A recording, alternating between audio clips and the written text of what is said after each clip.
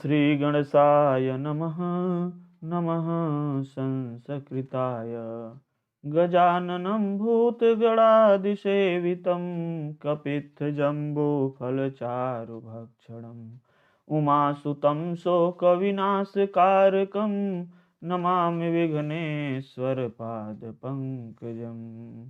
या कुन्देन्दुतुषारहार धवलाया शुभ्रवस्त्रावृता या वीणावरदण्डमण्डितकराया श्वेतपद्मासना या ब्रह्माच्युतशङ्करः प्रभृतिभिर्देवैः सदा वन्दिता सा मां पातु सरस्वती भगवती निःशेषजाड्यापहा। शुक्लां ब्रह्मविचारसार परमामाद्यां जगद्व्यापिनीं वीणापुस्तकधारिणीम् अवैद्यां जाड्यान्धकारापहाम्। हस्ते स्फाटिकमालिकां विदधतीं पद्मासने संस्थितां वन्दे तां परमेश्वरीं भगवतीं बुद्धिप्रदां शारदां। वन्दे तां परमेश्वरीं भगवतीं बुद्धिप्रदां शारदां। सरस्वती नमस्तुभ्यं वरदे कामरूपिणीं विद्यारंभं करिष्यामि सिद्धिर्भवतु मे सदा। सभी लोगों को नमस्कार। जय हिंद, वंदे मातरम। पूरा पेपर अगर कुछ कठिन आ रहा है तो संस्कृत। हाँ, अरे स्टार्ट करो सर, बिल्कुल स्टार्ट कर रहे हैं, इतना जल्दी चिल्लाओ नहीं, ठीक। हाँ, आज अकेले पढ़ा लोगे। एक बात ध्यान देना कि जो भी ज़्यादा उतावलापन आ रहा है ना, एक अभी स्टार्ट करो, इसी में सब कुछ जा रहा है। मैं आप लोग बता दूं कि जो आप लोग इतना दिन तक अभी तक पढ़ने के लिए बहुत ज़्यादा उतावले हो रहे थे, सिलेबस के अकॉर्डिंग सर ये करवाइए, सिलेबस के अकॉर्डिंग वो करवाइए, सिलेबस में सर पेडागॉजी दिया है, सिलेबस में सर शिक्षण पद्धति ये वो दुनिया भर का ताम झाम कर रहे थे कि सर ये दिया है वो दिया है, उसको करवाइए। सारा चीज जितने भी सिलेबस में दिया गया है सब कुछ पढ़ा दिया गया है। अब क्वेश्चन कैसे आ रहे हैं? क्वेश्चन पैसेज से आ रहा है, ठीक। आयुष्मान भव क्वेश्चन आ रहा है पैसेज से, और पैसेज भी किस तरीके का आ रहा है मैं थोड़ा सा एक सिंपल सा बस एक दिखा दे रहा हूँ, और आप लोग खुद ही समझ जाओगे कि हाँ वो पैसेज दे रहे हैं कि वह क्या दे रहे हैं और उनका टारगेट क्या होगा। सपोज करो ऐसा पैसेज दिया जाए, इस तरीके का पैसेज। अब इसको एक पेज पर दिखना आप लोगों के लिए थोड़ा कठिन हो सकता है। अगर हम इसको अलग अलग पेज पर रख देंगे तो निश्चित तरीके से पैसेज इतनी बड़ी हो जाएगी कि क्वेश्चन बहुत नीचे चला जाएगा, और एक बार में देखने में कितनी समस्या होगी। जब इतना फंट साइज इतना छोटा पे जब हम लोग कर दिए इसको, तब जाकर करके आप लोग सामने ही पैसेज दिख रहा है। अब सोचो अगर इसको पढ़ना हुआ तो हमको कितना जूम करना पड़ेगा। सोचो इतना जूम जब करोगे तब जाकर करके कुछ चीजें पढ़ पाओगे। यही हाल आप लोगों के साथ हो रहा है कि क्वेश्चन आ जा रहा है बहुत बड़े बड़े पैसेज के साथ में, और जब इतने बड़े पैसेज आ जा रहे हैं तो इसका क्वेश्चन करना पढ़ना, फिर समस्या एक और भी है इसके साथ में, हमें भी बताना चाहेंगे कि जब आप लोग साथ में पेपर आ रहा है, जैसे मान लीजिए जैसे हम लोग पेन यूज कर रहे हैं, अगर इस पेन को अगर मान लीजिए यहाँ पे डाल दीजिए विशेष नाम नलस्य समीपम, तो अगर मान लीजिए इसको हम अंडरलाइन कर लिए और यहाँ फिर अगर पढ़ते पढ़ते मान लीजिए अगर हमको कहीं जरूरत पड़ जाती हंस समूह दृष्टवा, क्वेश्चन पूछने किसको देख कर करके, तो मान लीजिए हम इस पे ऐसे लिख दिए हंस समूह दृष्टवा। पढ़ते वक्त में एक बार मान लीजिए अगर हम ऐसे कुछ निशान लगाने का जगह होता, या सपोज करो यहाँ मैथमेटिक्स से कुछ क्वेश्चन होते उसको हम उसी पे अगर हम मल्टीप्लाई वगैरह कुछ कर करके अपना काम कर लेते तो नोट रहता, सीधे नीचे ऑप्शन आते और जो भी ABCD दिखाई देता उसमें हम टिक करके आगे बढ़ जाते। लेकिन समस्या यह है कि बार बार पैसेज को बहुत ज्यादा लंबा चौड़ा पैसेज हो जा रहा है ऐसे, तो उसको क्या होता रहा है पूरा पढ़ने में समय लग रहा है, फिर बार बार नीचे बार बार ऊपर बार बार नीचे करने में। इसके लिए बोर्ड वालों को चाहिए कि कम से कम ऐसे पैसेज डालें जो कम समय में पढ़ा जा सके, या उसका भी बोर्ड से आप लोगों को मांग करना चाहिए कि आप लोग कुछ ऐसे पैसेज जो पैसेज दिए जा रहे हैं ऐसे पैसेज बनाएं जिसकी एक वर्ड सीमा शब्द सीमा निर्धारित कर दी जाए कि आप इतने बड़े से ज्यादा पैसेज आप नहीं दोगे कि पूरा का पूरा टाइम जो है केवल पैसेज को पढ़ने में निकल जा रहा है। तो ये भी बहुत बड़ा है। अभी आप लोग सोच सकते हो कि आप लोग साथ में क्या हो रहा है, इसमें हम भी कुछ कर नहीं सकते, लेकिन इसमें क्या है सभी बच्चों को एक साथ आना पड़ेगा, इस बार जितने भी संस्कृत के जितने भी पेपर हो रहे हैं अभी हमको फिर पता चला है कि सर संस्कृत के पेपर में व्याकरणात्मक क्वेश्चन बिल्कुल नहीं पूछ रहे हैं। एक आध क्वेश्चन जो है प्रत्यय से पूछे हैं, एक आध वो भी तुमुन पूछ रहे हैं। इस बार क्वेश्चन में क्या पूछ रहे हैं, तुमुन ज्यादा पूछा जा रहा है। उसके बाद में जो क्वेश्चन पूछे जा रहे हैं एक तो वह पूछा जा रहा है तुमुन वाला पूछा, एकाक संधि पूछ ली गई है और इसके अलावा कोई भी ग्रामर का कोई भी चीजें नहीं पूछी जा रही हैं। आ गया बात पैसेज पे, पैसेज बहुत बड़े बड़े हैं और जो क्वेश्चन है, जो पेडागॉजी वाले क्वेश्चन है वो भी बड़े बड़े क्वेश्चन पूछे जा रहे हैं। जैसे यह क्वेश्चन बड़ा है, आज मैं कुछ बड़े वाले क्वेश्चन को आपको दिखाना चाहूंगा। कुछ बड़े बड़े क्वेश्चन, जैसे यह देखिए क्वेश्चन आपके सामने, कुछ बड़े बड़े क्वेश्चन पूछे जा रहे हैं। तो पढ़ करके करना बहुत ज्यादा कठिन नहीं है, लेकिन समय बहुत ज्यादा समय लिया जा रहा है। तो अब इसमें हम क्या कर सकते हैं, ठीक। कमाल यही है बेटा, पढ़ना तो पड़ेगा।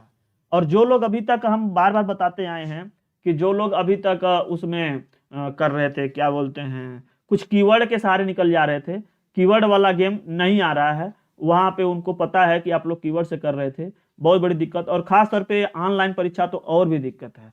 जितने लोग कह रहे थे कि ऑनलाइन बहुत बढ़िया होगा, ये होगा वो होगा ना, सबका ऑनलाइन अब इस बार निकल जा रहा है, क्योंकि वो बार बार पैसेज को स्लाइड करने में, और सबसे बड़ी आफत है कि वो लिख नहीं पाते हैं कहीं। वो एक बार वहां देखो फिर यहाँ देखो, बार बार खोजना पड़ जाता है। ऐसे क्या होता है, पढ़ते वक्त में कहीं अगर आप अंडरलाइन कर देते हैं, क्लिक कर मतलब कुछ निशान लगा देते हैं, तो क्वेश्चन करते वक्त में क्या हो जाए, क्वेश्चन करते वक्त में वो जब क्वेश्चन फंसता है तो तुरंत उसी लाइन को हम लोग क्या करते हैं, देख लेते हैं और वो काम अपना बन जाता है। लेकिन अब यहाँ पे जुगाड़ यही है। हाँ, जुगाड़े पढ़ने आओ, पढ़ने तो आए नहीं कभी, आज जुगाड़ लेने आए। तो जुगाड़ यही है कि पहले आप पैसेज के क्वेश्चन पढ़ लीजिए, पहले आप पैसेज के क्वेश्चन पढ़िए, पैसेज बिल्कुल मत पढ़िए। अब यही तरकीब है, क्योंकि वो 4 राउंड पढ़ना पड़ रहा है पैसेज, एक एक हर बार क्वेश्चन को पढ़ने के बाद में खोजना पड़ रहा है कहाँ गया, किससे संबंधित बातें थी, ठीक। वो पूरी कहानी बहुत लंबा लंबा है, वो याद नहीं हो पा रहा है। तो इसमें यही बात होना चाहिए कि आप हर बार केवल क्वेश्चन पढ़ो, क्वेश्चन पढ़ने के बाद उसके उत्तर को ढूंढो। इससे ज्यादा कोई और हमको अब नहीं समझ में आ रहा है कि कुछ और बताएं, क्योंकि पेपर बनाने वाले वो ऐसा पेपर बना रहे हैं या ऐसा सिस्टम बना दिया गया है कि पेपर तो भले से वहीं रहे लेकिन क्वेश्चन नहीं मिलेगा, ठीक। अब इसी का 2 ऑप्शन यहाँ रहे, 2 ऑप्शन पीछे रहे तो दिमाग बदल जाता है खोजते खोजते।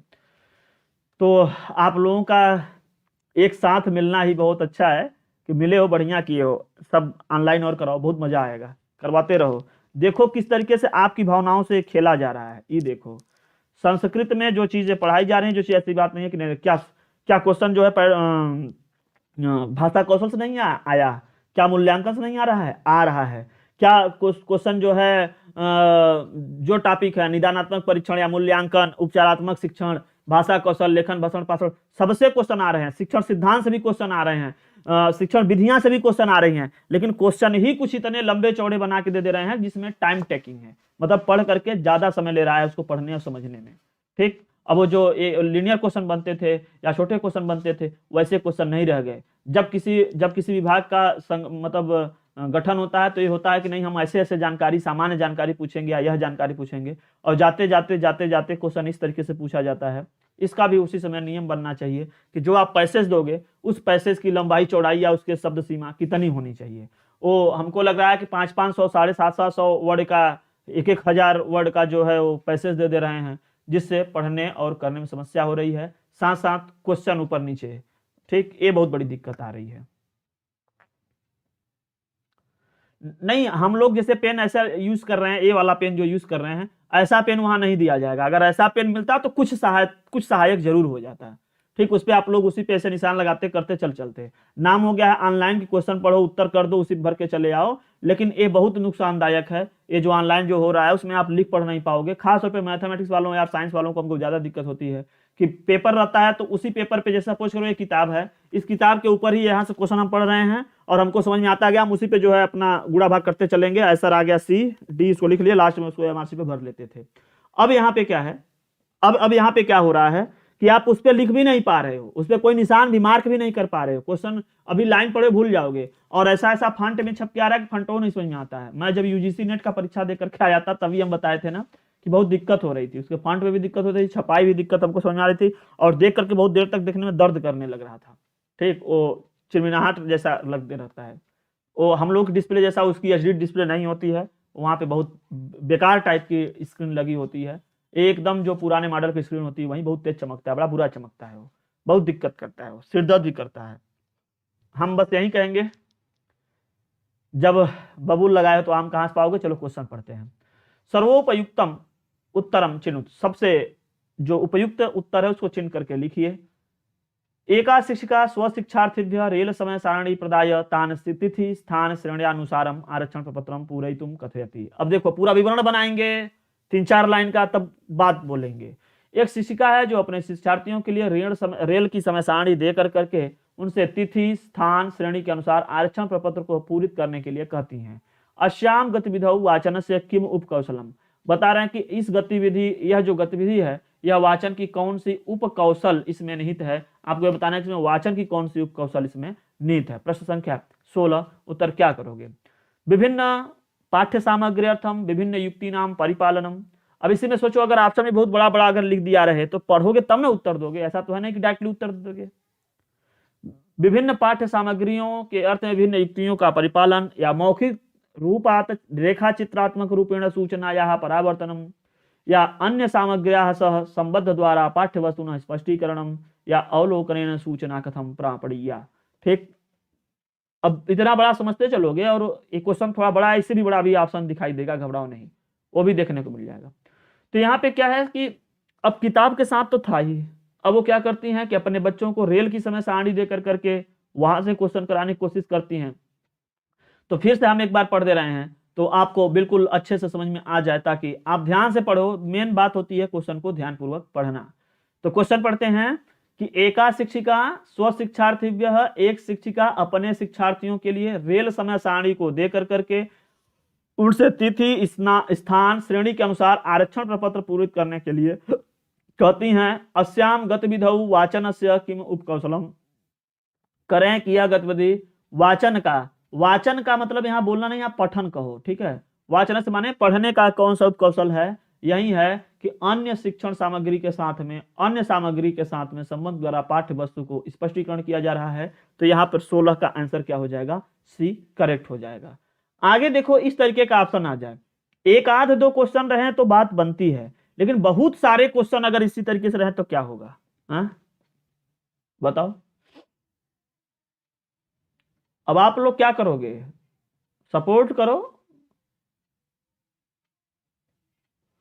हाँ, तब जो भी नियम आता है, जब कोई बोलता है कि नहीं यह नियम सही नहीं है, तो दूसरे उसमें विद्वान नहीं होते हैं एक्चुअल में, वो वहां से भेजे जाते हैं, ठीक, कि आप लोग इसका सपोर्ट करना। ये लोग जब विद्रोह करेंगे तो आप लोग सपोर्ट करना और कहना कि तुम लोग क्या है, पढ़ते नहीं हो, आवारे हो, ये सिंपल से क्वेश्चन नहीं कर पा रहे हो, तब उनको यह बताया जाता है, ठीक।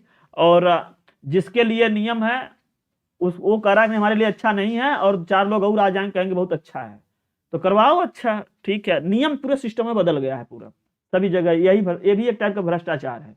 इससे शैक्षणिक बेरोजगार उत्पन्न होते हैं। निम्नलिखितानि कथनानि पठन्तु, निम्नलिखित कथनों को पढ़ो।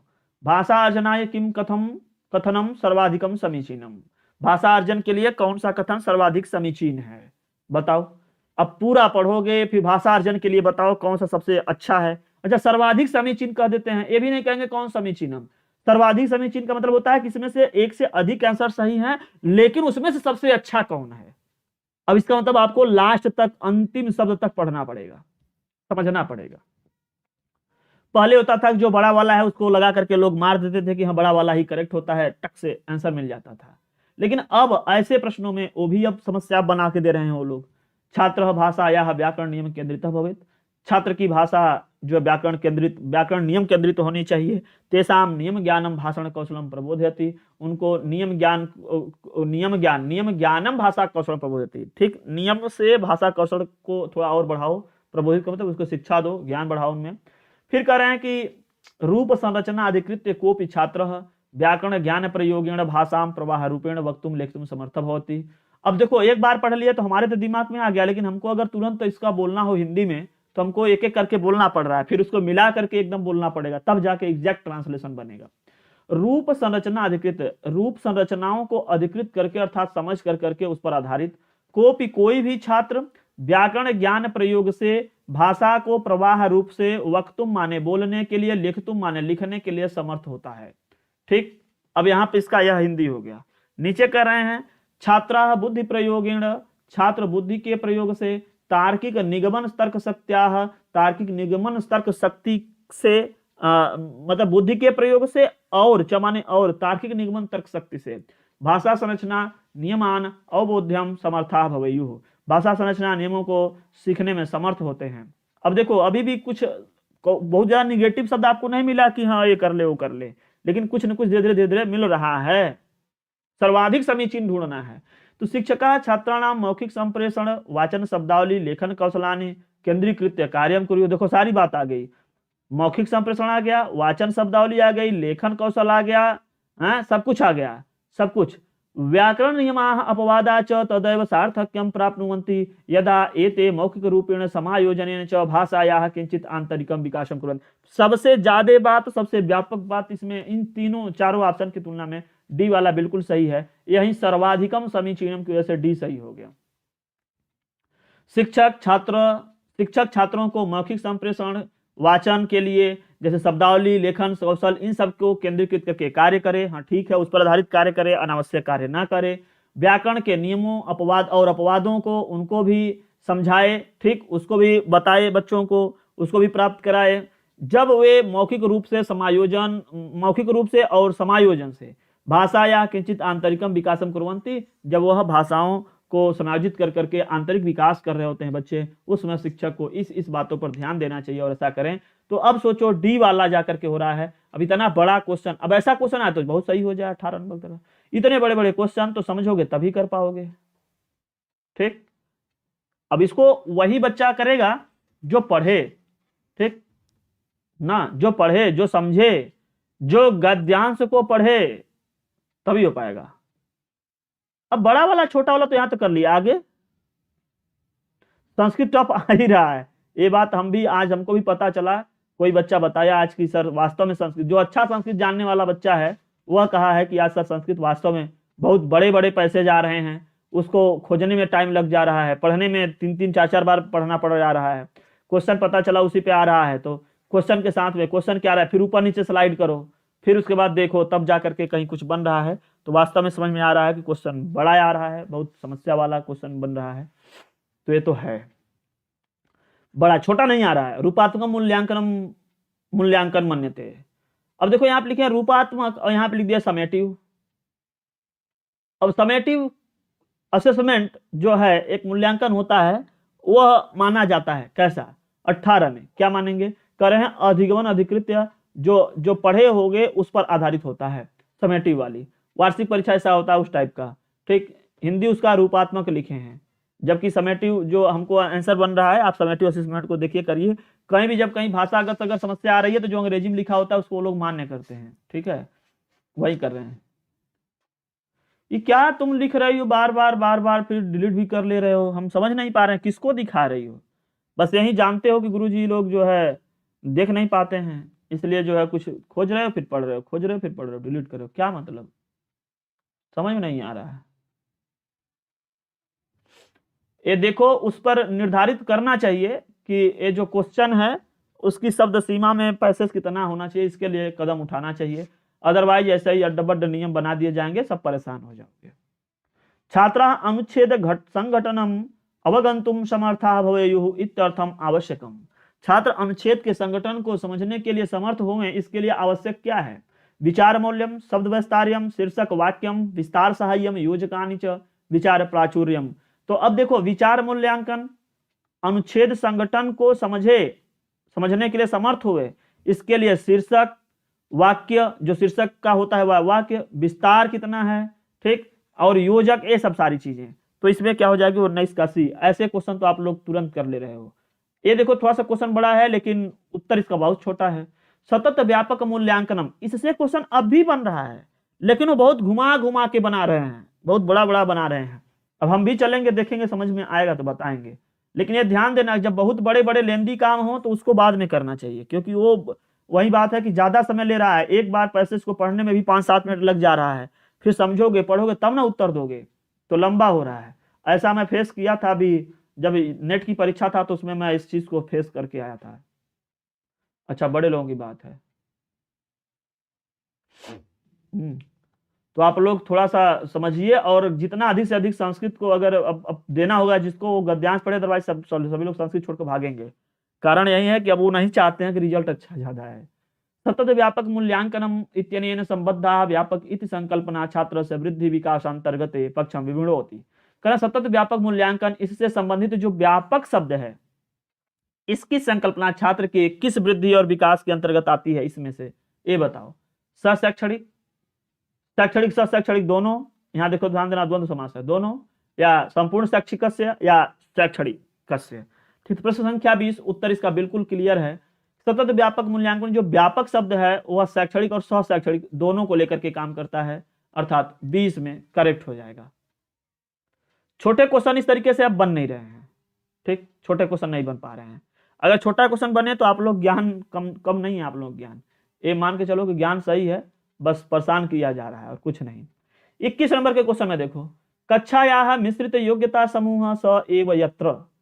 कक्षाओं में जो मिश्रित योग्यता समूह है वह है यहाँ किसमें, विभिन्न राष्ट्र संबद्धा छात्रा मिलित्वा पठन्ति, समाजस्य विभिन्न स्तर संबद्धा छात्रा मिलित्वा पठन्ति।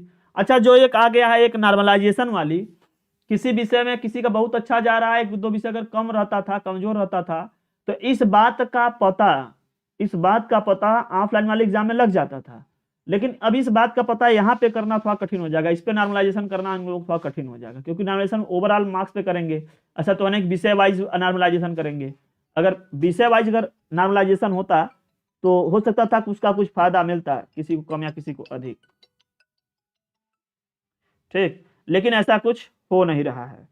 तो एक समस्या यहाँ भी जनरेट होगी, एक समस्या होगी, बहुत सिस्टम बदलता चला जा रहा है। अब योग्य परीक्षार्थी नहीं, अब योग्य चालाक व्यक्ति को खोजा जा रहा है। चलो बताओ, इसमें बताओ 21 नंबर का उत्तर क्या बनेगा। अब यहाँ पे है कक्षा मिश्रित योग्यता समूह, वह है जो विभिन्न राष्ट्र संबंधित छात्र मिलकर के पढ़ते हैं, वह विभिन्न राष्ट्रों से संबंधित जो छात्र होते हैं वो सब मिलकर पढ़ते हैं, या समाज के विभिन्न स्तर के छात्र मिलकर के पढ़ते हैं, या मंद गति के जो शिक्षार्थी हैं वह उच्च उपलब्धि वाले प्राप्त छात्रों को मिलकर के पढ़ते हैं, यह, या फिर डी बालक बालिका च मिलित्वा पठन्ति। इसमें मिश्रित योग्यता समूह का क्या तात्पर्य है, मतलब मिश्रित योग्यता समूह में आप किसको लोगे, किसको लोगे। तो अब जाकर के बात निकल रही है कि बी लेंगे, जबकि कहा जा रहा है सी लेना है, कि मंद गति का जो स्लो लर्नर्स है, वो जो उच्च उपलब्धि वाला छात्र है उसके साथ मिला करके पढ़ाना, योग्यता निर्धारित करना है। सामाजिक भिन्नता योग्यता को प्रदर्शित यहाँ नहीं कर रही है, यहाँ पर बुद्धि का जो योग्यता है उसको देखा जा रहा है। तो जो स्लो लर्नर्स हैं, जो मंद गति के शिक्षार्थी हैं, उसको उच्च गति वाले के, मतलब एक तेज तर्राक बच्चे को, एक कमजोर बच्चे को, इन सबके साथ में पीएस ग्रुप बनाया जाता है, साथ साथ ग्रुप बनाया जाता है, उसमें पढ़ाने की बात कर रहे हैं। मिश्रित योग्यता, ठीक, यहाँ शारीरिक योग्यता को नहीं ले रहे हैं या फिर किसी सामाजिक को नहीं ले रहे हैं, यहाँ बुद्धि वाले को ले रहे हैं, तो सी करेक्ट हो जाएगा। सोचो, ये भी देखो क्वेश्चन थोड़े बड़े हैं, इसमें ऑप्शन थोड़े बड़े हैं। ऐसे ही धीरे धीरे धीरे धीरे बड़ा किया जाता है। कभी पहले एक थप्पड़ मारा जाता है तो कहता क्यों बे काहे मार रहे हो, क्या छोड़ो यार थोड़ा सा मार दिए ना, चलो कोई बात नहीं। फिर कल क्या करेगा कि वो फिर आएगा और तेजी से मारेगा चट्ट से, फिर कहोगे क्या यार क्यों मार दे, अरे यार ऐसे ही केवल बस मजा ले रहे थे, संगी दोस्त हो ना। यही करते करते वो दिन भर में 20 बार तुमको मारेगा और तुम बार बार कहोगे कि यार ये क्या कर रहे हो, तुम मतलब बस मुरौबत में छोड़ते जाओगे। वही हाल यहाँ है। जब क्वेश्चन पहली बार थोड़े बड़े बड़े आने स्टार्ट हुए तो कुछ लोग कहे कि हाँ थोड़े बड़े होने चाहिए, 2 एक क्वेश्चन ऐसा भी होना चाहिए, बढ़िया है, इससे अच्छा जानकारी बनेगा और ऐसे भी लोग टॉपिक पर लोगों का ध्यान जाना चाहिए। तो वो क्या करते हैं, तब उसमें खूब सपोर्ट में आते हैं, खूब सपोर्ट में आएंगे। और इनको पता नहीं है कि फिर यही लोग मिलजुल के क्या करते हैं, धीरे धीरे फिर क्वेश्चन बड़े करने लगते हैं। फिर क्वेश्चन क्या करने लगते हैं, बहुत बड़े करने लगते हैं। और उसका हाल अब देख ही रहे हो कि अब बड़ा क्वेश्चन क्या आ रहा है। ठीक, अब तो पेपर भी लीक हो जाएगा, पूरी कंप्यूटर हैक हो जाएगी, सब कुछ, किसी का नंबर 19-20 हो जाए, बहुत 19-20 नहीं 19-30 हो जाए तब भी कोई दिक्कत नहीं है, क्योंकि किसी के पास कोई प्रूफ नहीं है। निम्नलिखितेषु किम कथनम असमीचीनम, निम्नलिखित में से कौन सा कथन असमीचीन है। संप्रेषणात्मकम शिक्षण मूलतः उत्पादक कौशलयोः यथा भाषणस्य लेखनस्य च समृद्धिया संबद्धम, या संप्रेषणात्मकम शिक्षण मूलतः व्याख्यान अभिव्यक्ति द्वारा अर्थ स्पष्टीकरण संबद्धम। संप्रेषणात्मकम शिक्षण व्यवहारिक जीवने भाषा प्रयोगम लक्ष्यीकरोति, संप्रेषणात्मक शिक्षणम मूलतः वर्तन्याः भाषायाः च नियमानां द्वारा शब्दावल्याः व्याकरण नियमानां च शिक्षणेन संबद्धम। बताओ। हाँ जा रहा है, थोड़े न मारे, यही होगा, प्रूफ नहीं होगा, कुछ नहीं होगा। और आगे आने वाले दिनों में बता रहे हैं कि आप लोग नौकरी पाने के बाद भी नौकरी छोड़ दोगे, क्योंकि इतना परेशान कर दिया जाएगा, उसका कोई कीमत नहीं रहेगा, उसमें इतनी दिक्कतें खड़ी कर दी जाएंगी कि कोई नहीं जाएगा उसमें। और लोग यही सोच रहे हैं कि अच्छा जब पहले स्वतंत्र नहीं था भारत तब में और अब में क्या बहुत बड़ा अंतर है। लोग यही सोच रहे थे, दिमाग में था कि जब जब स्वतंत्र होगा, जब स्वतंत्र होगा तो ये मिलेगा, वो मिलेगा, ऐसा मिलेगा। जब लेकिन स्वतंत्र हुआ ना तो कुछ दिन बाद में सबको पता चला कि सब कुछ होने वाला नहीं यार, कुछ बहुत बड़ा परिवर्तन तो नहीं हुआ। जब नोटबंदी हुई तो लोग सोचे कि अरे यार बहुत बढ़िया होगा, बहुत अच्छी कंडीशन हो जाएगी, ये हो जाएगा, वो हो जाएगा। लेकिन होने के बाद क्या हुआ, बहुत बड़ा तो असर नहीं पड़ा, बल्कि ये लोग परेशान हो गए। फिर लोग सोचे कि अच्छा ये बिल पास हो जाएगा तो बहुत बड़ा परिवर्तन हो जाएगा, यह हो जाएगा, वह हो जाएगा, ऐसा हो जाएगा। लेकिन बाद में पता चलता है कि हम लोग तो कुछ मिला नहीं, हम लोग तो और परेशान हो गए, फंस गए। जब ऑनलाइन एग्जाम आया, जब टेट आया था लाइफ में 2011 में, जब टेट आया तो लोग कहे हाँ अब से, अब ईमानदारी से होगा, अब बहुत बड़ा परिवर्तन देखने को मिलेगा। क्या हुआ, परेशानी बढ़ी, कुछ नहीं परिवर्तन मिला, सब लूटपाट करने का चांसेस बढ़ गया। अब ऐसे ही होते होते सुपर टेट आया, फिर वही हाल। और अब जब ऑनलाइन एग्जाम होने लगा तो यही हाल। कुछ जगहों पर ऑनलाइन ये सब ना किया जाए तो ज्यादा सही है, ठीक, कुछ जगहों पे ये सब ना किया जाए तो ज्यादा सही है। बहुत ज्यादा धोखाधड़ी होता है इन सब में, और इसमें धोखाधड़ी होने का प्रूफ भी नहीं बचता है। हम कह रहे हैं कि अगर कोई धोखाधड़ी करे, इसका कोई प्रूफ दिखा दे कि मैंने इसमें धोखाधड़ी की ऑनलाइन में, मिलेगा ही नहीं, क्योंकि सब कुछ पूरे नियोजित है, नहीं हो पाएगा। असमीचीन को ढूंढना है जो सही नहीं है। संप्रेषणात्मक शिक्षण मूलतः उत्पादक कौशल्यों यथा भाषण से, हाँ ठीक है, उत्पादक कौशल से संबंधित है संप्रेषणात्मक, ठीक है मान लिए।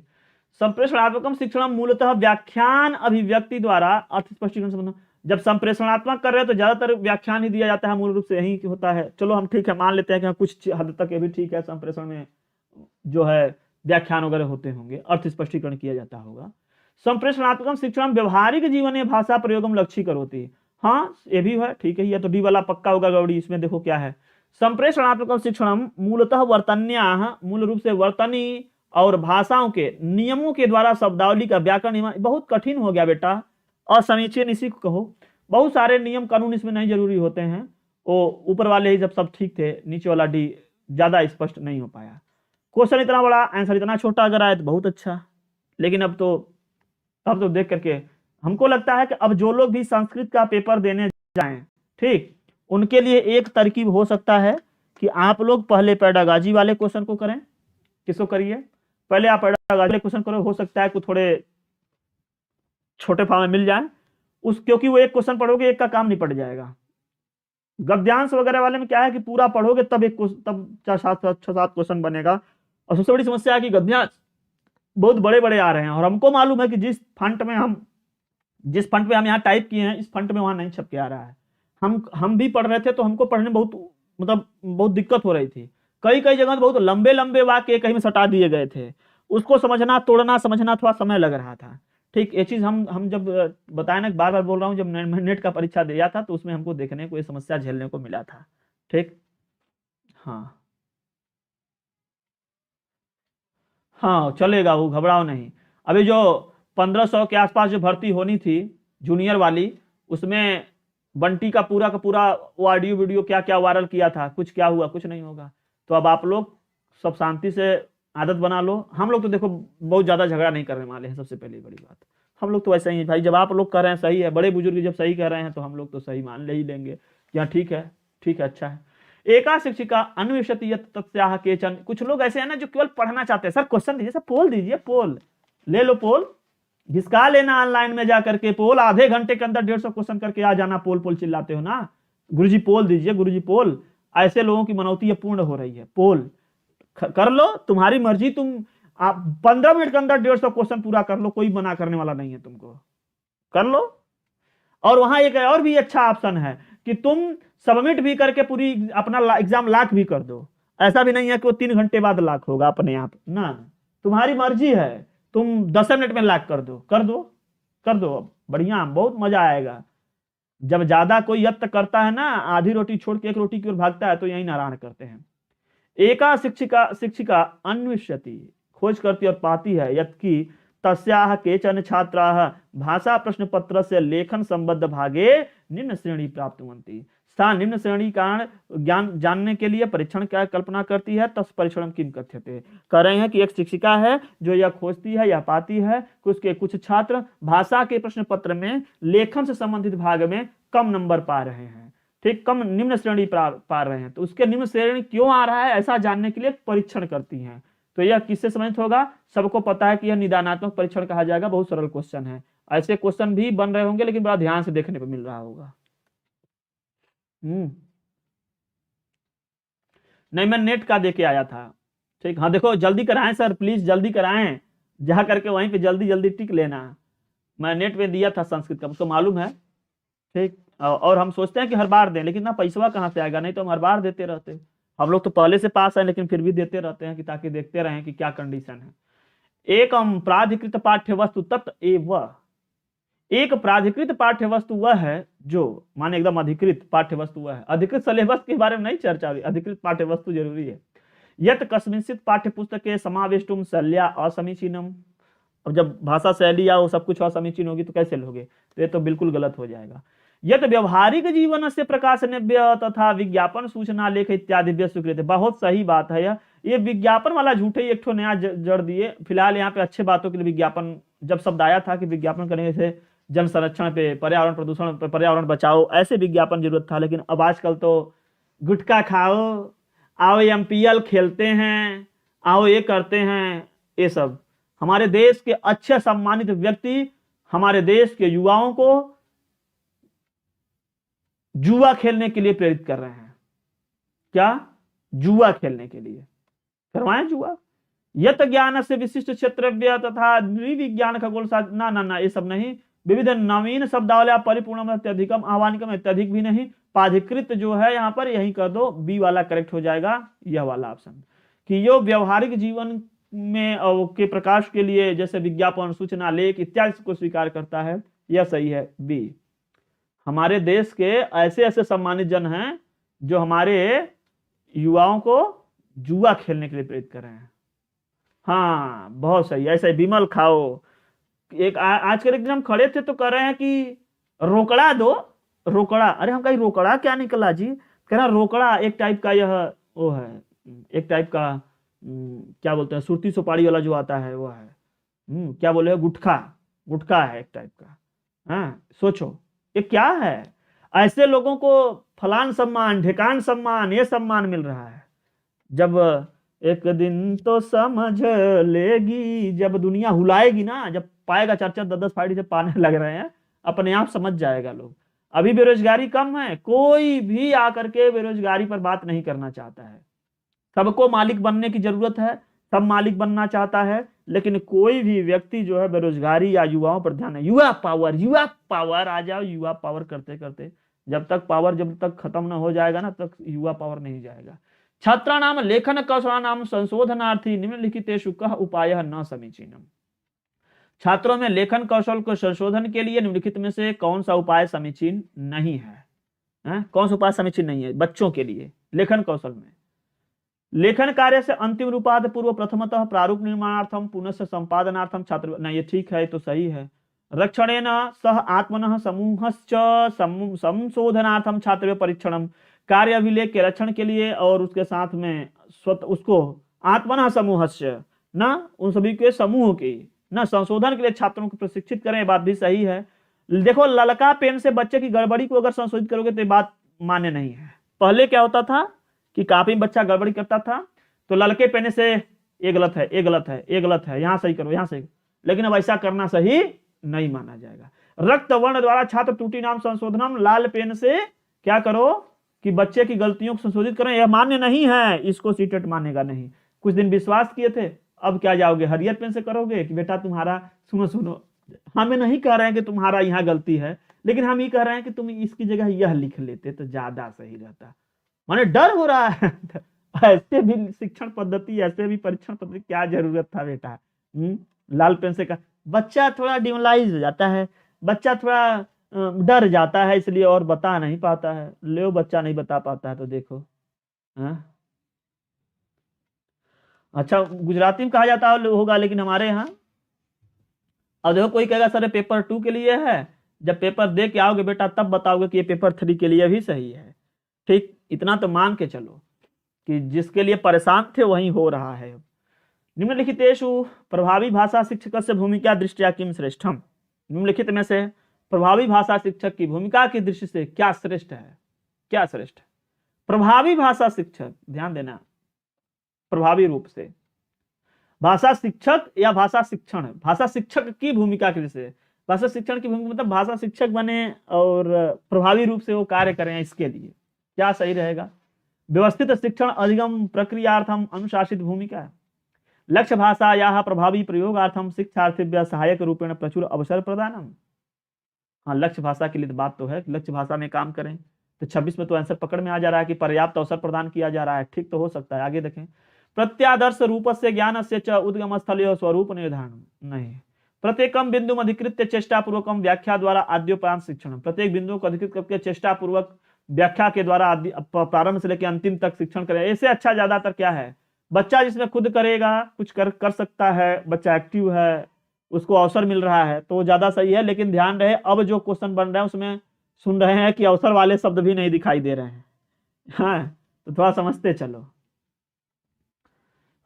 अब ओरिजिनल ज्ञान खूब पढ़ा लिखा रहेगा तभी। हमको तो लगता है कि हमसे भी अगर क्वेश्चन करवाओगे तो बहुत सारे क्वेश्चन जल्दबाजी में गलत करेंगे, या तो पता चलेगा कि 30 क्वेश्चन करने में अगर पूरा सही करना हुआ हमको तो हो सकता है 45 से 50 मिनट हमको लग जाए, क्योंकि बड़े क्वेश्चन दे रहे हैं। ऐसा देना नहीं चाहिए। जो टाइमिंग दिया जाता है 1 मिनट का, वो छोटे क्वेश्चन एवरेज में क्वेश्चन रहता है उसके लिए दिया जाता है। मैथमेटिक्स में बहुत छोटे छोटे क्वेश्चन जो भी बन रहे हैं वो बहुत बड़े भी किया जा सकते हैं। बहुत बड़ा लिख दो तो गुणे भाग करते करते शाम हो जाए तो भी गलत होगा।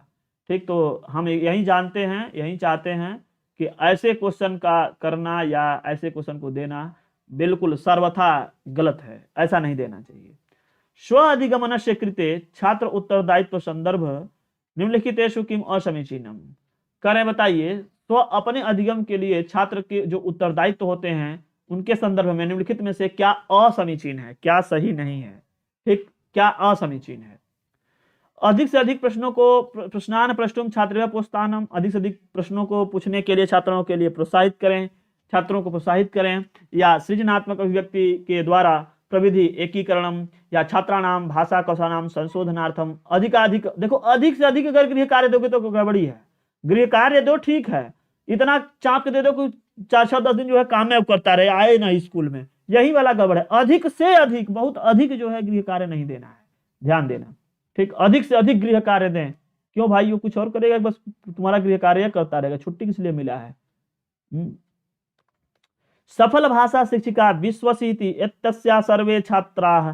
करें कि सफल भाषा शिक्षिका विश्वास करती है जब जहां वे सभी छात्र लक्ष्य भाषा प्रभावी रूपेण अधिगंतुम समर्था भवेयुः, लक्ष्य भाषा को प्रभावी रूप में सीखने में समर्थ होवें। इत्येदर्थम मुखर मौन वाचन, नाटकीकरण, संगीत कला, चित्रांकन, प्रतिमा निर्माण, भूमिका निर्वहन इत्यादि बहुत सारे प्रविधियों का प्रयोग की आवश्यकता होती है। तस्याह विश्वास का सिद्धांत नित्य, मतलब बताओ कि जिसमें यह सारे जो प्रयोग किए जा रहे हैं, सब सारी चीजों का उपयोग लिया जा रहा है, सहायता लिया जा रहा है, यह किस सिद्धांत में आता है? 28 में किस सिद्धांत में आता है? किसमें? अब देखो मौन वाचन हो रहा है, नाटकीकरण, संगीत कला, चित्रांकन भी हो रहा है, तमाम भूमिका निर्माण, सब कुछ हो रहा है। इसका मतलब यह संरचनात्मक है, अर्थात क्या, भाषा अधिगम संरचनात्मक उपयोग से सिद्धांत है, जो संरचनात्मक उपयोग का सिद्धांत है वह यहाँ पर हो रहा है। ठीक, डी वाला करेक्ट। 29 में चलो देख लेते हैं, प्रश्न संख्या 29 में उत्तर क्या होगा। निम्नलिखित में से औपचारिक रूप से लिखित परीक्षा किम न परीक्षु सकते हैं। लिखित परीक्षा के द्वारा औपचारिक रूप से किम न परीक्षितुम सकते, किसका परीक्षण करने के लिए नहीं किया जा सकता है कि न परीक्षण कर सकें, ऐसा। ठीक ना, परीक्षितुम लगाए हैं, बताओ यहां पर अपरिचित शब्दानाम अर्थाभिज्ञानम। ध्यान देना, लिखित परीक्षा के लिए कहा जा रहा है, लिखित परीक्षा। मनोरंजनार्थम गहन वाचनम। ठीक, हालांकि मनोरंजन के लिए गहन वाचन, देखो ध्यान देना, लिखित परीक्षा से मनोरंजन के लिए गहन वाचन इतना ज्यादा तो कुछ लोग कहेंगे कि नहीं, बी भी सही हो सकता है, लेकिन ध्यान देना जिसका परीक्षण नहीं किया जा सकता है अधोलिखितेषु औपचारिक रूपेण, औपचारिक रूप से, एक होता है औपचारिक, होता है अनौपचारिक ना। तो औपचारिक रूप से लिखित परीक्षायाम किम न परीक्षितुं शक्यते, लिखित परीक्षा के द्वारा किसका परीक्षण नहीं किया जा सकता, एक खोजना है। रेखा चित्रेभ्यः क्रिया रूपे शाब्दिक सूचना परावर्तनम, रेखा चित्रों के लिए क्रिया रूप में मतलब उसके द्वारा शाब्दिक सूचना का परावर्तन, या फिर विशिष्ट सूचना कृते पठन कौशलम, विशिष्ट सूचना प्राप्त करने के लिए पठन कौशल। तो जब लिखित परीक्षा के द्वारा विशिष्ट सूचना के लिए पठन कौशल करोगे तो नहीं। हालांकि देखो यहाँ गहन वाचन है, बी वाले तर्क भी कह रहे थे कि पठन वाचन मतलब पठन से संबंधित हो जाएगा ना, लेकिन मनोरंजन के लिए, और यहाँ है विशिष्ट सूचना प्राप्त करने के लिए। अभी भी जैसे नहीं पच रहा है कि बी वाला हो जाता है, लेकिन आयोग ने इसको कहा है कि विशिष्ट सूचना के लिए पठन कौशलम। अब हमको नहीं पता कि आयोग वाले इसको किस आधार पर दिए थे। फिलहाल कुछ लोग जो कह रहे होंगे कि नहीं नहीं मनोरंजन के लिए ही सही होना चाहिए, अब वो जाने, उनका काम जाने, उनका आयोग जाने। मैं दोनों उत्तर बता दिया।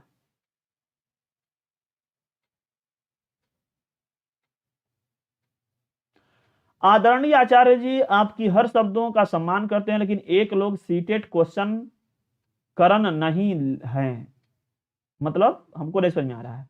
देखो हम जो तथ्य जो सिलेबस में दिया गया है उसमें मैं कभी भी गलत नहीं पढ़ाया, कभी भी मैं यह नहीं बताया कि मूल्यांकन गलत तरीके से, कि मूल्यांकन में यह नहीं यह होता है। कभी मैं यह नहीं बताया कि भाषण वाचन जो भी है, पठन, सुनना बोलना पढ़ना, श्रवणम भाषणम पठनम लेखनम, इस सब में क्या क्या होता है, हर में जो चीजें सही सही पाई गई हैं, जो पीछे परीक्षाओं से संदर्भित चीजें हैं, मैं उसको हर चीज को बताया हूं। और रही बात व्याकरणात्मक ज्ञान की, उसको भी मैं बताया हूं। मैं कुछ पैसेज पढ़ाया हूं, बहुत ज्यादा पैसेज नहीं पढ़ाया। मैं इसके लिए मैं अपना दोष नहीं दूंगा, क्योंकि मैं जब भी मैं कुछ सिलेबस से इतर पढ़ाने की कोशिश करता हूं तो लोग कहते हैं कि गुरुजी ये नहीं ये पढ़ाइए, गुरुजी ये नहीं ये पढ़ाइए, तो उसको हमको मजबूरी में, जिसके लिए सभी लोग कहते हैं, तो उसको भी पढ़ाना पड़ता है। मतलब यहाँ पे यह बात आ जाती है कि मंत्री गुरु और वैद्य प्रिय बोला ही भयास, राजधर्म धन तीन हूँ हो ही वेग ही नाश। तो वही हाल है। जब हम कह रहे थे कि सिलेबस में नहीं लिखा है पैसेज, लेकिन अधिक से अधिक आप लोग किताबों को पढ़ें, अधिक से अधिक आप लोग पैसेज को पढ़ें। इससे क्या होता है कि उस विषय की जानकारी हो जाती, उस भाषा की जानकारी हो जाती, बहुत सारे शब्दावली पता हो जाता है। आप उस भाषा में थोड़ा सरल महसूस करने लगेंगे। एक ही बार आप पढ़ोगे, उसका उत्तर दिमाग में आ जाएगा, उससे स्पीड बनेगी, उससे कुछ और नहीं बनता, उससे कोई सिलेबस तैयार नहीं होता है, लेकिन बन जाता है। सोचो, पैसेज में कहा गया था कि कुछ व्याकरणात्मक ज्ञान पूछा जाएगा, जिसमें वो लिखे हैं संधि, समास, कारक, प्रत्यय, ऐसे सब कुछ बहुत सारे पॉइंट लिखे हैं। लेकिन क्वेश्चन कैसे बन रहा है, एक आध प्रत्यय, वो भी तुमुन प्रत्यय इस बार देखना है ज्यादा पूछ रहा है, पढ़ तुम, चल तुम, गन तुम, इस तरीके का सरल, बहुत सारा सरल पूछ दे रहे हैं। और एक आध संधि पूछ रहे हैं, नहीं तो वो भी नहीं पूछ रहे हैं। इसके अलावा सब उसी कहानियों को पूछ रहे हैं। तो कहानी कौन कर पाएगा? जो कहानी सुना रहेगा, जो कहानी बोला रहेगा, जो कहानी बताया रहेगा वो। और रही बात आपको इसको पढ़ करके इसका उत्तर देने की, तो मैं गारंटी के साथ कह रहा हूं कि अगर इसको आपको पढ़ करके इसकी बातों को समझ पा रहे होंगे, आप उत्तर बिल्कुल सही करोगे। अगर पढ़ करके बात नहीं समझ पाओगे तो उत्तर नहीं कर पाओगे। इसका मतलब आपको संस्कृत बोध में दिक्कत है, अर्थात संस्कृत में बहुत सारे लघु कथाओं को पढ़ने की जरूरत है। लघु कथाएं पढ़िए, समझिए। एनसीईआरटी संस्था प्रकाशिता राष्ट्रीय रूपरेखा, जो ये आपका एनसीएफ है 2005, अधिगमन क्षेत्र रचनात्मक उपागम, जो कंस्ट्रक्टिव अप्रोच है, अनुमोदन करती है। निम्नलिखित में से किम कथनम भाषा शिक्षण क्षेत्रे अस्य उपागमस्य भावम सर्वश्रेष्ठम प्रतिपादयति, भावम श्रेष्ठ रूपेण प्रतिपादयति। अब चलो देखते हैं क्या श्रेष्ठ रूप में रहेगी, रचनात्मक में, कंस्ट्रक्टिव में कौन सा जाएगा। तो सभी लोग जा रहे हैं डी तक ना, तो डी और एक दो और देख लेते हैं। छात्रेभ्यः व्याकरणीयमानां शिक्षणम् एवं च अधिगत ज्ञानस्य अधिकाधिकम अभ्यासः। चलिए अधिक से अधिक अभ्यास करें, ठीक है, अधिक से अधिक होमवर्क न करें। गणतया साहित्य अध्ययनाय अभिप्रेरणम, सॉरी यहाँ पे क्या किया गया है, व्याकरण नियमों का शिक्षण, और यहाँ पर अधिक से अधिक अभ्यास, ढेर सारा अभ्यास करें, ठीक है, अधिक से अधिक अभ्यास कर रहे हैं, बहुत ज्यादा होमवर्क जैसा हो जा रहा है। फिलहाल यहाँ व्याकरण शिक्षण के नियमों को ले रहे हैं। तो कंस्ट्रक्टिव वाली अप्रोच देखना है हमको। कंस्ट्रक्टिव मतलब कुछ रचनात्मक दिखाई देना चाहिए। गहनतया साहित्यिक अध्ययन के लिए प्रेरित करना चाहिए। इत्यनेन च नवीन शब्दानां व्याकरण बिंदुन च ज्ञातुम तेषां सहाय्यम, हाँ ठीक है, ये भी तो काम अच्छा ही है। ये भी कोई बुरा बात तो नहीं है, लेकिन कुछ कंस्ट्रक्टिव इससे भी ज्यादा मिल जाए तो देखते हैं नवीन शब्द से भी ज्यादा। विभिन्न श्रव्य दृश्य साधनानाम प्रयोगेण, विभिन्न दृश्य श्रव्य सामग्रियों के उपयोग से अनुगमनात्मक कार्येण च नवीन शब्द रचनायाम च शिक्षणम कर रहे हैं कि अनुगमनात्मक, जिसको हम लोग बोलते हैं कि आगमन वाला, ठीक, इस आगमन सिद्धांत देखो कुछ मजबूत पड़ रहा है, ठीक, उसमें आगमन वाला पड़ जाएगा, बहुत सारे उदाहरण के बाद नियम के चलेंगे, मतलब कंस्ट्रक्टिव कुछ बन सकता है, बहुत सारे की ओर घुमाते हुए पहुंचेंगे। फिर नवीन शब्द रचनायाम च निशिक्षणम, चलिए ये हो सकता है सही।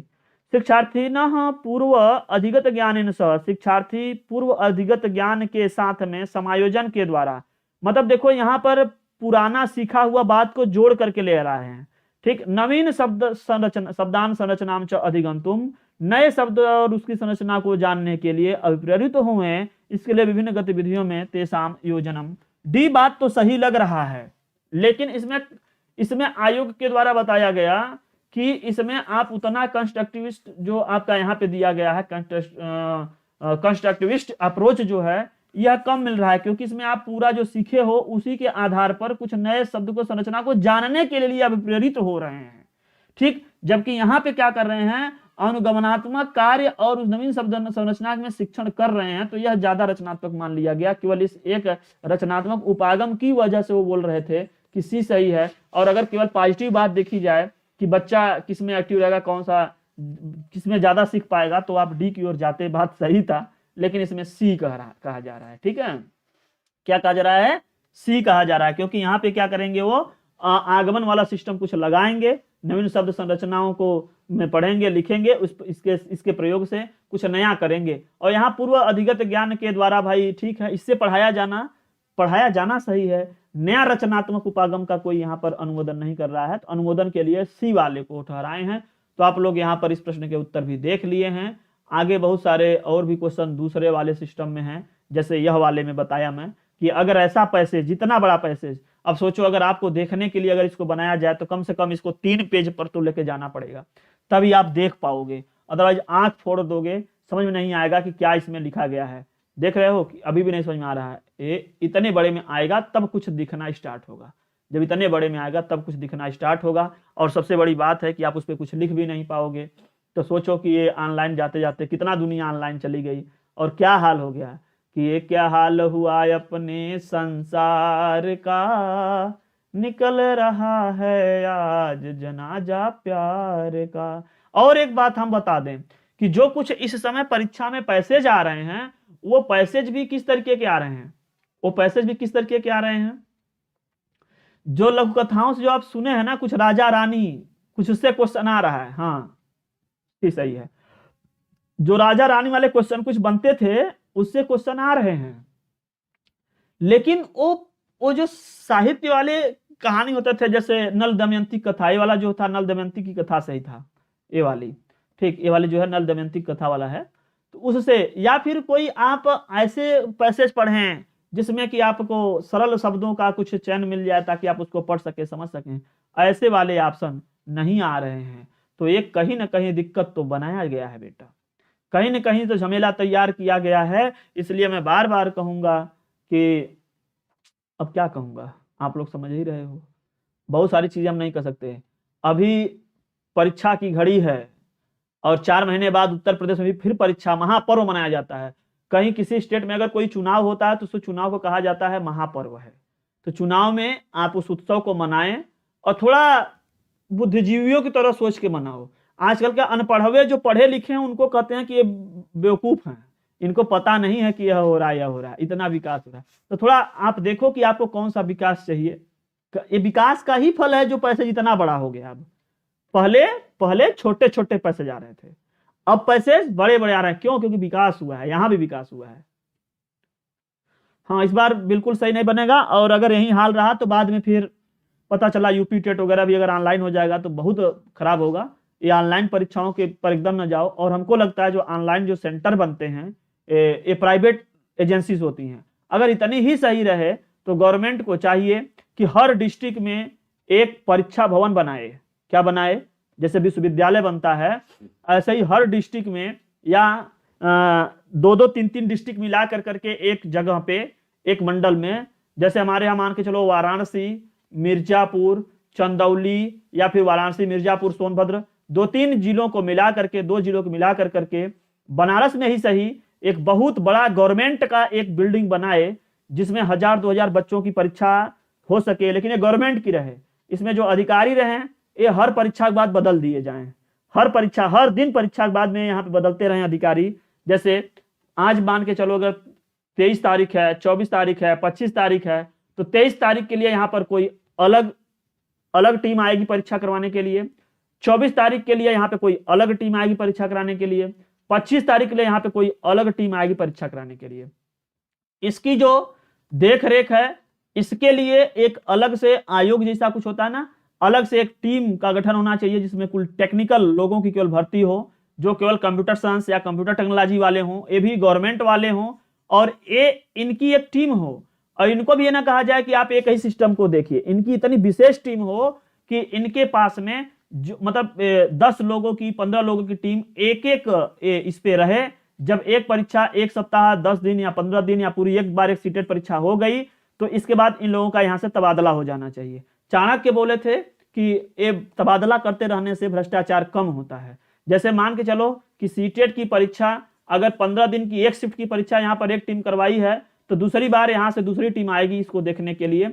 और ये जो यहाँ पर CS या सेंट्रल इंचार्ज या कोई अधिकारिक गण होते हैं, इन लोगों की अलग अलग परीक्षा में अलग अलग दिन के लिए अलग अलग लोग होने चाहिए, ताकि ये लोग कम 420 कर पाए, कम डेटा ले उठा पाए यहाँ से, या यहाँ पे कम से कम दिक्कत ना रहे। तो ये चीजें। और एक काम करें कि जो ऑनलाइन परीक्षा होती है, इसकी स्क्रीन रिकॉर्डिंग हमारे फेस के साथ में जो हम क्वेश्चन लिख रहे हैं, पढ़ रहे हैं, इसकी स्क्रीन रिकॉर्डिंग कर करके जो बच्चा परीक्षा दे रहा है उसके ईमेल पर उसकी पूरी फाइल भेज दी जानी चाहिए, उसकी पूरी फाइल भेज दी जानी चाहिए, ताकि वो डाल करके उस पर अपनी वो वीडियोस पूरा देख सके ऐसा। या फिर एक्सटर्नल कोई कैमरेज हो जिसको देख करके कुछ मतलब कुल मिला करके उसकी पूरी वीडियोग्राफी होनी चाहिए। दूसरी चीज, अगर ऑनलाइन अगर आप परीक्षा दे रहे हैं, तो जिस तरीके से हमको यह पेन मिला है, इस तरीके से पेन वाला सिस्टम वहां पर होना चाहिए। पेन कुछ इस टाइप का होता है, ठीक, ये पेन होता है, इस पे हम लोग लिखते हैं, इससे इनपुट होता है। तो जो भी चीजें हम उस पर खिंचाएं, पेपर पे लिखें, इसके साथ वह सेव होना चाहिए, ताकि उस चीज को हम क्या लिखे हैं, कहाँ लिखे हैं, इस बात का भी पूरा का पूरा पता चले। ऐसा होना चाहिए, तब तो यह कुछ ठीक है। अदरवाइज सब भ्रष्ट है। अभी तक तो ईवीएम पे उंगली उठ रहे थे, हमको तो मालूम है कि कहीं भी कंप्यूटर, कहीं भी टेक्नोलॉजी लगेगी, वहां सब बवाल हो सकता है। कोई भी प्रूफ नहीं मिल पाएगा कि आपने क्या किया, क्या करके आया, किस आंसर को लॉक किया और क्या लॉक हो गया। ठीक, ऐसा कुछ नहीं होगा। इसका मतलब कुछ दिन में लोग खुद ही नौकरी छोड़ के भागेंगे। और अगर इसमें भी अभी नहीं सही हुआ तो फिर नारायण है, समय हो तो आएगा ही, देखोगे फिर क्या होगा। ऑफलाइन परीक्षा बहुत, ऑफलाइन में क्या होता था कि सेंटर गवर्नमेंट के स्कूलों में बनते थे, कुछ जगह प्राइवेट में जाता था। सीटेट का पेपर तो नहीं कम से कम लीक होता था, हम ही देखे थे अभी तक जितनी बार सीटेट का परीक्षा होता था ऑफलाइन, उसका पेपर लीक नहीं होता था। उसमें बड़ी दिक्कत आ गई कि बहुत ज्यादा पेपर लग रहा है, बहुत ज्यादा पेपर लग रहा है। लगाओ, पेपर लग रहा है तो क्या किया जाएगा, होगा फिर। कितना पेपर लग रहा है, अब तो बहुत है, पेपर बच जाएगा, नारायण फिर संभालेंगे। जब यहाँ पास लोग पारदर्शिता किस तरीके से बनती है, अब तो कौन सी पारदर्शिता बची भगवान जाने। फिलहाल सभी लोग स्वस्थ रहें, मस्त रहें। हम लोग की तो जिंदगी धीरे धीरे अब बीत ही चली है, अब आप लोग बचाएं। और आप लोग अपने बच्चों के बारे में क्या सोच रहे हैं, ये आप पर डिपेंड करेगा कि आपके बच्चे किस तरीके की समस्या झेलेंगे। कभी जब किसी को पावर दे दो, सत्ता दे दो, तो 100 साल तक भी नहीं चल पाता है। बुद्ध जी कह के गए थे कि अगर इसमें भ्रष्टाचारी किस तरीके से बढ़ेगी और किस तरीके से कोई सिस्टम खराब होगा। नारायण श्री हरि। ज्ञान की कमी है, इतना मानिएगा। ज्ञान, अगर ज्ञानी वास्तव में रहे और ज्ञानी की बात सुनी जाए तो ऐसा नहीं हो, लेकिन ज्ञानी की बात सुनी नहीं जाए, ज्ञानियों को सम्मान नहीं मिल रहा है आज के समय में। जो अनपढ़ है, दिन भर केवल इधर उधर मजदूरी करता होगा, चोरी करता होगा, हलाली करता होगा, वो कहता है पढ़े लिखे वालों को कि तुम लोग बेवकूफ हो, पढ़ करके क्या कर रहे हो, कुछ नहीं कर रहे हो। मतलब वो ज्ञान की तुलना अपने पैसे या अपने चुट्टाई से करता है। अभी बड़ा कष्टकारी हो जाता है। अभी के लिए बस इतना ही, नहीं बोलेंगे ज्यादा, सबको